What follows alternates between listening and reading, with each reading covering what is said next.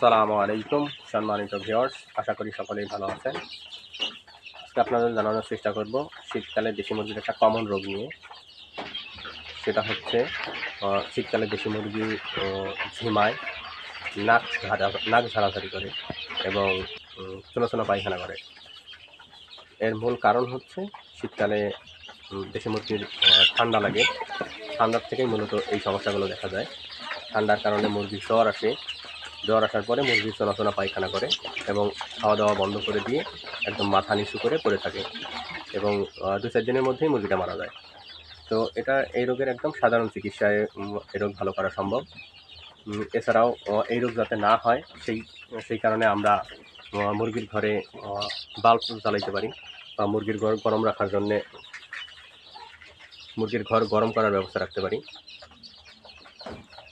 এছাড়া যদি এ রোগ হয়েই যায় তাহলে আমরা এই রোগের চিকিৎসা হিসাবে ব্যবহার করতে পারি ডক্সিএভেট, যেটা আমি ব্যবহার করি। ডক্সিএভেটের পাতাটা আমার কাছে নাই এখন, তার কারণে আপনাদের দেখাইতে পারলাম না। ডক্সিএভেট 1 লিটার পানিতে 1 গ্রাম। এরপর আরেকটা ওষুধ ব্যবহার করতে পারেন, মাইক্রোনিডটা ব্যবহার করতে পারেন। মাইক্রোনিড 1 লিটার পানিতে 1 গ্রাম। এছাড়া সাথে আপনারা ব্যবহার করবেন ফাস্টভেট হচ্ছে 1 লিটার পানিতে 1 গ্রাম। ফাস্টভেট ব্যবহার করবেন, তাহলে ইনশাল্লাহ ভালো হয়ে যাবে। যদি সুস্থ না হয় তাহলে আপনারা ব্যবহার করতে পারেন ডক্সিভেট সাথে ফাস্টভেট, এছাড়াও কুসুমিক্স প্লাস এটা ব্যবহার করতে পারেন। কুসুমিক্স প্লাস এছাড়া এতেও যদি ভালো না হয় তাহলে শেষ চিকিৎসা হিসেবে আপনারা ব্যবহার করতে পারেন ফাস্টভেট, ডক্সিএভেট আর হচ্ছে পালমোকেয়ার হচ্ছে 10 লিটার পানিতে 1 মিলি পালমোকেয়ার। এটা আপনারা ব্যবহার করবেন, ইনশাআল্লাহ দেশি মুরগি সুস্থ হয়ে যাবে। এছাড়া আপনারা মুরগি সুস্থ রাখার জন্যে 200 ওয়াটের বাল্ব জ্বালায় রাখতে পারেন ঘরে। আমি যেরকম এখানে আমার দেশি মুরগি পালনের জন্য আমি এখানে বাল্ব জ্বালায় রাখি, আপনারা এরকম একটা বাল্ব দিতে পারেন ঘরটাকে গরম রাখার জন্যে। তাছাড়া মুরগি যাতে সুস্থ থাকে এই জন্য পূর্বেই পদক্ষেপ নেওয়া উচিত। মুরগি অসুস্থ হওয়ার পরে আমরা রোগ প্রতিরোধ করব এরকমটা চিন্তা না করি। আমরা মুরগি যাতে অসুস্থ না হয় সেই ব্যবস্থা আগে নিব, এতে মুরগি সুস্থ থাকবে।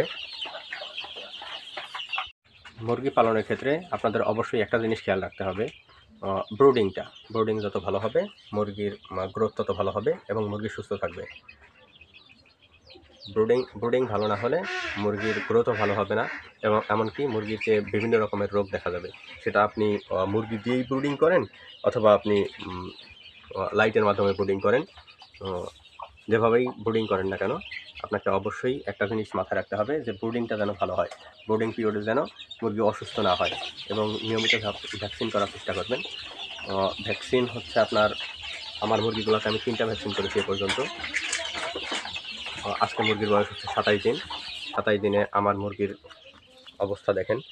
আমার মুরগি অনেকটা সুস্থ, অনেক ভালো এবং গ্রোথ অনেক ভালো। অবশ্যই আপনারা ভ্যাকসিনগুলো ভালো করবেন এবং ব্রুডিং পিরিয়ডে অবশ্যই ব্রুডিংটা ভালো করার চেষ্টা করবেন। আর ব্রুডিংয়ের তাপমাত্রা অবশ্যই নিয়ন্ত্রণ করবেন। তাপমাত্রা যেন কমও না হয় বেশিও না হয়। তাপমাত্রা যদি বেশি হয় সেক্ষেত্রে কিন্তু মুরগি বাচ্চা ঘামার কারণে বাচ্চা মারা যাবে। এছাড়া যদি তাপমাত্রা কম হয় তাহলে বাচ্চার বিভিন্ন রকমের রোগ অ্যাটাক করবে, যেমন সর্দি, ঠান্ডা লাগবে, ঠান্ডা থেকে বিভিন্ন রকমের রোগ ছড়াবে। মুরগির মূলত ঠান্ডা থেকেই বিভিন্ন রকমের রোগ ছড়ায়। ঠান্ডাটা যদি চেক দিতে পারেন তাহলে অবশ্যই মুরগির থেকে ভালো কিছু আশা করা যায়। আমি প্রথমবারের মতো দেশি মুরগি তুলেছি, 200 দেশি মুরগি তুলেছি। 200 দেশি মুরগি থেকে আমার 10টা বাচ্চা মারা গেছে। এ পর্যন্ত ব্রুডিংয়েই 10টা বাচ্চা মারা গেছিলো। এছাড়া বর্তমানে আর কোনো বাচ্চা মারা যায় নাই বোর্ডিং শেষে, কারণ আমি প্রাথমিক পর্যায়ে আমি বুঝতে পারিনি সব কিছু। এখন অবশ্য আমি যে ওষুধগুলো ব্যবহার করি সেগুলো আপনাদের জানানোর চেষ্টা করলাম। আর অবশ্যই ভালো কিছু হবে বলে আশা করি।